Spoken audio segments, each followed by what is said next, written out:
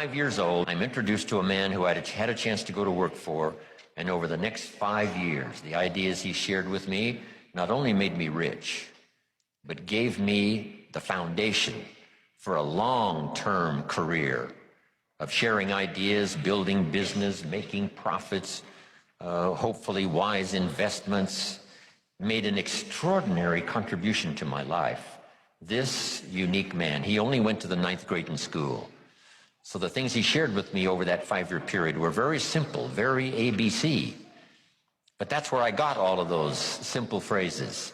Let me just review some of them for you very quickly. For things to change for you, you have to change. I kept hoping the government would change and taxes would change and prices would come down and things would get better. And then he said, for things to change for you, Mr. Rohn, you have to change. Wow, what a new revelation. Next, he said, don't wish it was easier, wish you were better. All of this started me on this unique journey of what I now call personal development. Here's another one. This is, don't wish for less problems, wish for more skills. It's not less problems that makes you successful. It's more skills that makes you successful. Here's what success is. The steady progress in reaching your own personal goals. That's what success is. The steady progress in reaching your own personal goals. Designing your life like you want it and making steady progress to get there. That is your personal design. So don't let anybody design your life for you, tell you how you ought to live. Let them give you the principles as they see them. Let them give you the truth as they see it. Let them give you their view from their perspective. But then you take that into account and then you go design your own life. Because results is the name of the game. There's no purpose in learning just for learning's sake. Wisdom and faith, as powerful as those components are, serve no useful purpose unless they are deposited. So make a note of the word, deposited. Wisdom and faith deposited into activity. Wisdom and faith put to work now produces a hotel, produces a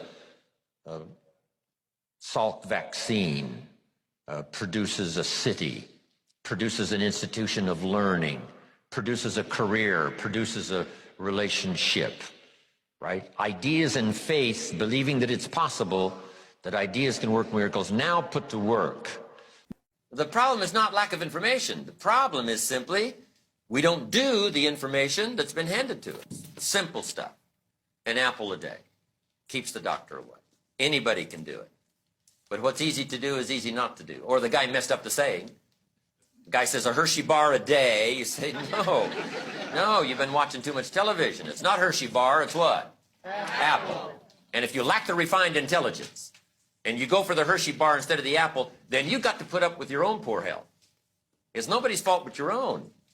A few basics you won't practice, a few ideals you won't let them serve you, then you got to put up with your own empty bank account, empty heart, empty soul, not enough vitality, not enough health. I'm telling you, anybody that wants to can rearrange all of that. And here's where life change starts. For your notes, I can't give it to you in any simple form. Here it is. It starts with an apple. Where else would you start if you wanted to improve your life? Key phrase. Self-protection leads to mediocrity. Self-service leads to fortune. Self-investment leads to fortune. Shoaff said if you're getting your shoes shined, and the shoe shine boy has done an exceptionally great job, and you look down, you got one of the world's all-time great shines, and you pay him, and now you reach in your pocket and get a handful of change, shall I give him 1 quarter or 2 quarters tip from a neat shine? Shoaff said this, if 2 amounts pop in your mind, always go for the higher amount. Here's what he said, become a 2-quarter person. And I said, what difference would that make? He said, all the difference in the world in whether you're a 1-quarter or a 2-quarter person. Wow. He said, if you just give 1 quarter and say, no, I'll just give him 1 quarter. He said, that'll bother you the rest of the day. You'll look down and see this all-time great shine, and you'll say, I gotta be a little cheap, 1 quarter. And guess what you are? A little cheap, 1 quarter. But he said, if you go for the 2nd quarter, Shoaff said, you can't believe the happiness and the better day you can buy for yourself for just an extra quarter. 1, the smile on the shoeshine boy's face. Let that linger in your consciousness the rest of the day. And you don't have to be ridiculous. But by being generous, it's just that little extra. By being the little extra. That's what counts most. I heard a knock at the door. I go to the door, and there's a little girl standing there about this tall selling Girl Scout cookies. And she gave me one of the finest sales presentations I've ever heard. Special deal, several flavors, this whole package of stuff. $2. And with a big smile, she very politely asked me to buy. And I wanted to. Big problem. I'm broke. I don't have $2.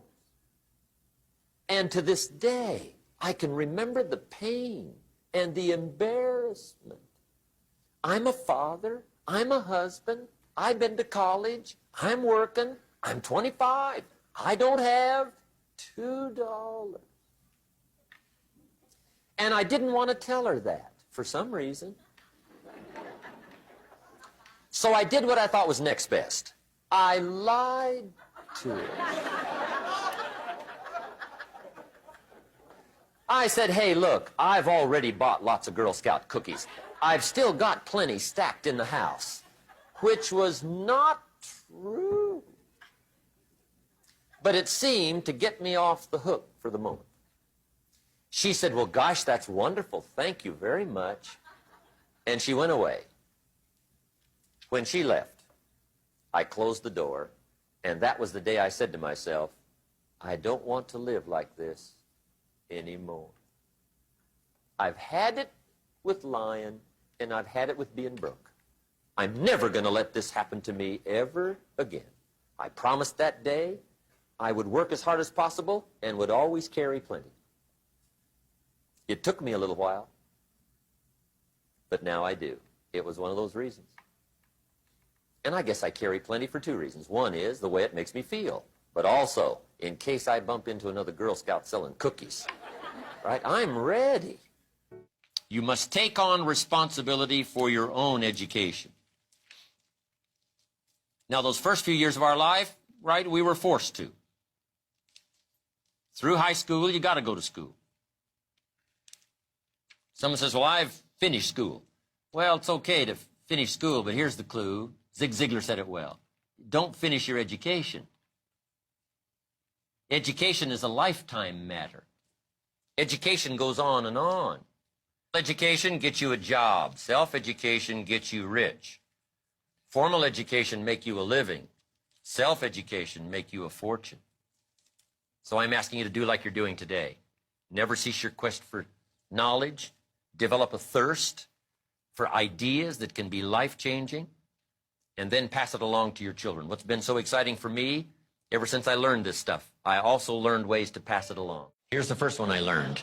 Your income is primarily determined by your philosophy. You know, I didn't learn that until I was 25 years old. They never taught it in high school.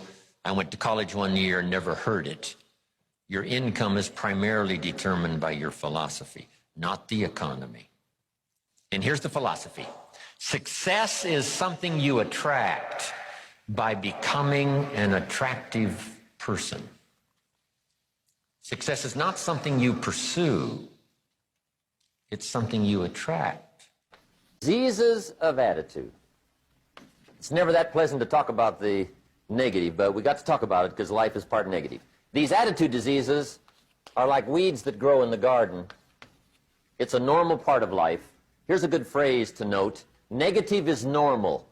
It's not successful, but it's normal. It's part of life. And here's the next key, in my opinion. You must learn to handle the negative. Don't ignore it. Handle it. Now, I know some people teach the other way. And listen to them, and listen to me, and then make up your own mind, right? Don't be a follower, be a student. But I say you got to handle the negative. You don't have to live in it. You don't have to dwell on it. But you do have to handle it, my opinion. I know some people teach, just turn your head real quick and say, there's no weeds, there's no weeds, there's no weeds. They'll take your garden. So you've got to handle the negative. Philosophy, this is where the value of human life begins to show versus all other life forms. I call it simply a guidance system. Settling on certain questions and making decisions about what direction in life you're going to take, setting goals, making plans, this guidance system. I boiled it down to each one's personal philosophy, a guidance system.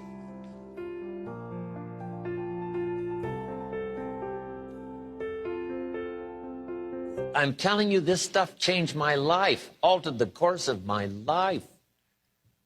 From milking cows to sitting on this stool. Incredible. What a journey. And part of the explosive stimulation started when I met Earl Schoaf, and he asked me, have you got a list of goals? And I said, no. And he said, then I can guess your bank balance. I thought, whoa. I immediately started studying the art. And the art and the accomplishments of it helped to change my life and qualified me to come and speak to you today. If you'll start this glorious journey of being meticulous, deliberate, and hardworking about setting your goals for the day, setting your goals for the month and the year, setting your goals for your family and yourself and your business and your colleagues. Start thinking forward. Here's what you will become: a major contributor not only to yourself, but a major contributor to others. And that's exactly what you want. Here's the real challenge for leadership. Leadership is the challenge to be something more than mediocre. The challenge to be something more than mediocre. It was said of Abraham Lincoln, when his mother died, he was at her bedside when she died, and her last words to him were, "Be somebody, Abe."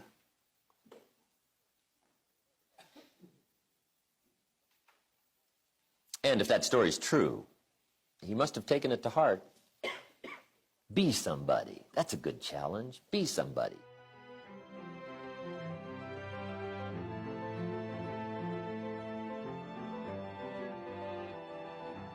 Make this note now on harvest. In due time, and for those who qualify, in due time, and for those who have obeyed this extraordinary law that says life was not designed to give you what you need. Life was designed to give you what you deserve. If you didn't plant in the spring, then no harvest comes your way. If you planted little, then you're not going to receive a lot. What you want to make sure is that from now on, you don't treat conversations casually.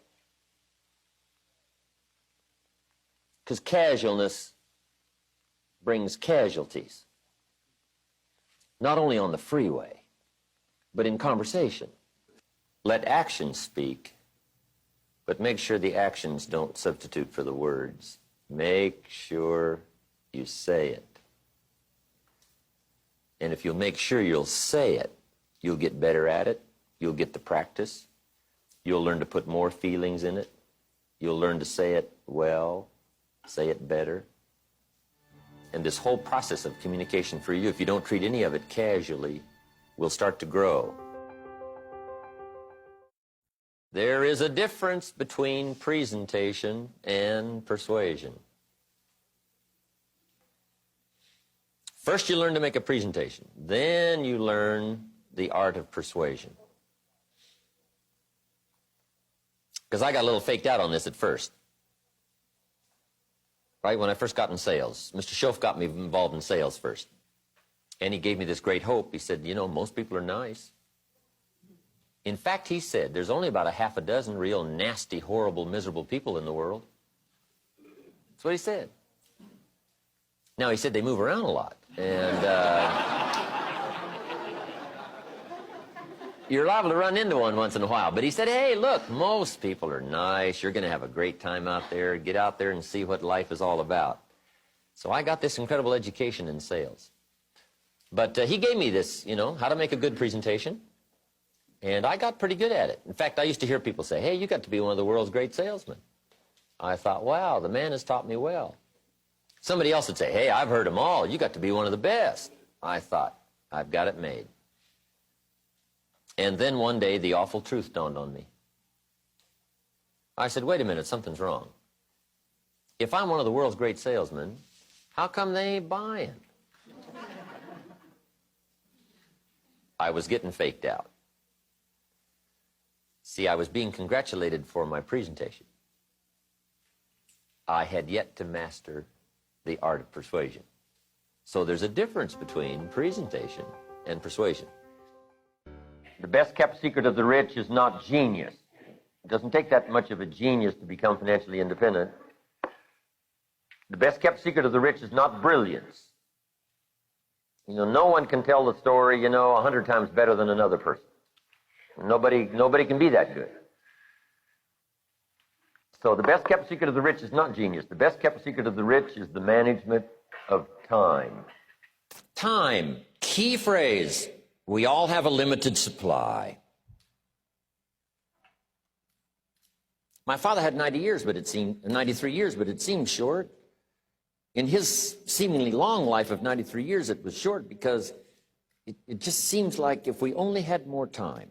The key is time is precious. Life is not just the passing of time. Life is not just the passing of time.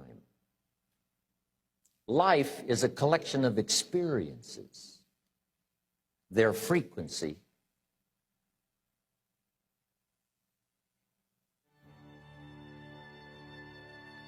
and their intensity.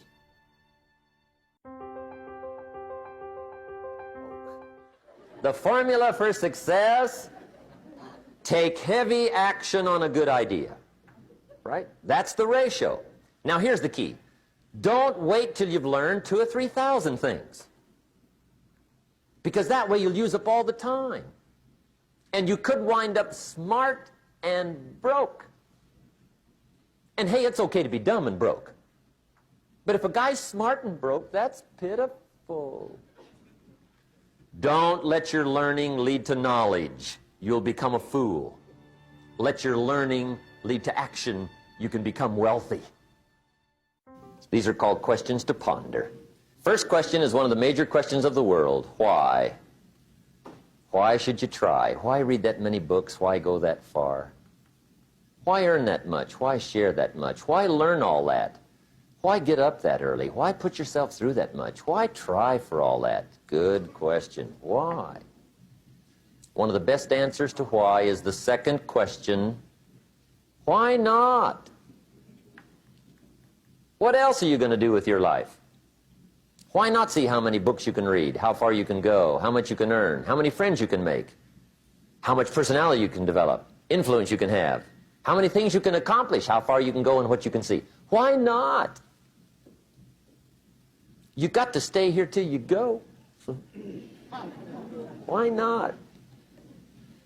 The third question is, why not you? Why not you? Some people have done the most incredible things with limited start. Why not you? Some people have done so well, they get to go, they get to see it all, they get to do it, they get to be there. They get to have it, they get to enjoy it. Why not you? Why not you watching the morning mist rise over the mountains of Scotland? Exploring the mysteries of Spain, soaking up history in London. Why not you? You got to see the world, you got to read the books, you've got to do the enterprises, you've got to be involved in commerce and love and travel and experiences. You got to do it all. Why not you? You've got to know the results that come from splendid discipline. There's nothing like a view from the top. And the last question is, why not now? Don't postpone your better future any longer. Get at it tomorrow with new vigor. Get you some new books. Ask some new questions. Set some new goals. Get you a new journal. Start your projects book. Get a game plan going. Do some more reading. Start to make changes. Have conversations. Make contact. And do it now. And if you will, I have a feeling one of these days we'll be hearing your story. You'll make us a phone call, write us a letter, get in touch with us and let us know what's happening to you.